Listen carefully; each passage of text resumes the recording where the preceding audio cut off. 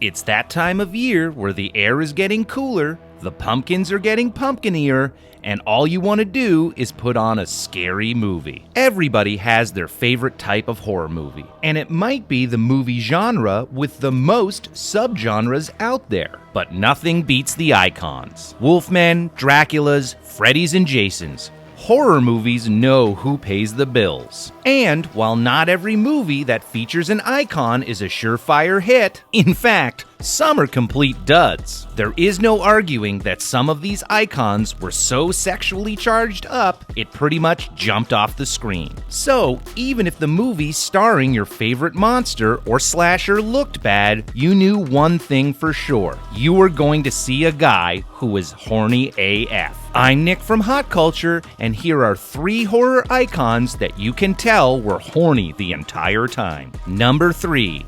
Frankenstein. Although most Frankensteins are a bit horny, none were as obviously horny as Boris Karloff's. The moment those fateful words, "It's alive," are yelled, pretty much everyone in the theater was like, "Yeah, we can tell." Referring, of course, to Karloff's visible erection. With every dead-eyed stare and slow plodding movement, you can't help but think, this guy needs to something and fast. And remember, this was 1931. It might just be the first time a Frankenstein was horny on film to a mass audience, paving the way for all horny monsters to follow. Before we get to the rest of the list, how many of you were violently angry that I kept calling him Frankenstein and not Frankenstein's monster? I'm sure you've already let me know in the comments below. Number 2, the vampires, 30 Days of Night.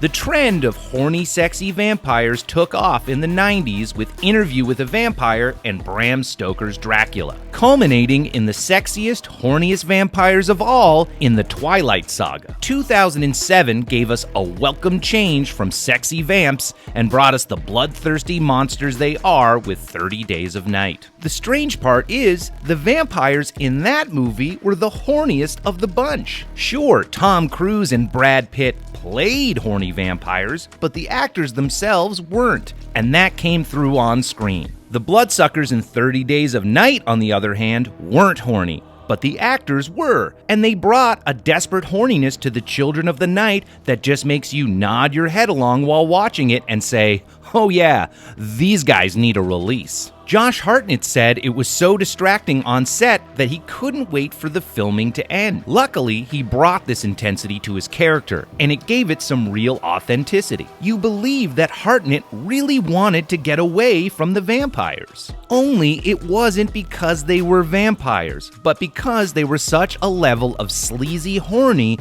the sight of them made him physically ill. Before we get to number 1, practice your clicking on things skills by clicking like and subscribe right now. Number 1, Chucky. This one is a bit problematic. The idea of a kid's doll coming to life and killing a lot of people while trying to possess a child's body so that he can become human again was already controversial for 1988. If they knew how horny Chucky actually was, they would have shut down filming altogether. Now, in fairness, the character of Chucky is a grown man who possesses a doll.